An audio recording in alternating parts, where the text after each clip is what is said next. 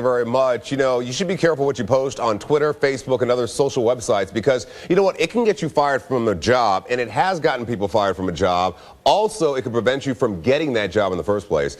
Joining us this morning is internet expert Dave Hatter. Most of the bad stuff you find out about people online, they put on there themselves, right? That's exactly right, Rob. The number one rule, in my opinion, don't do anything stupid. Once you post something out there, you can't control it. There may not ever be a way to delete it. It literally could live forever. And you really need to think long and hard about what you're putting out there.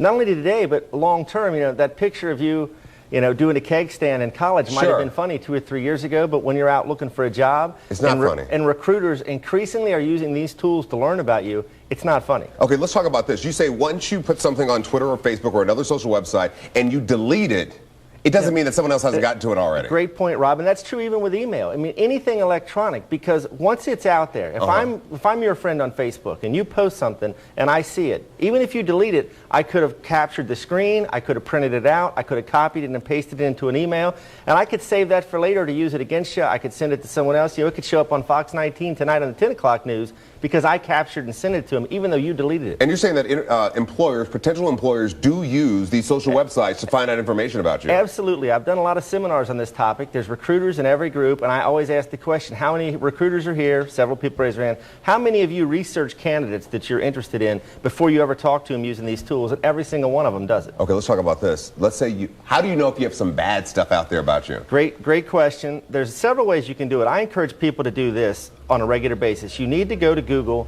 on a regular basis and just search on your name. Okay, if we pull up Google here on my screen and I type in Dave Hatter, you'll see I'll get a bunch of stuff about me, and notice the very first thing that comes up is LinkedIn. Right. Avid LinkedIn user. My Facebook profile is in here, so anything that's publicly available about you through LinkedIn or Facebook, people are going to find through Google even if they don't know you on these tools. Okay, now what can you, let's say you go to Google, you search yourself, some bad stuff comes back or maybe some incriminating stuff comes back. How do you fix it?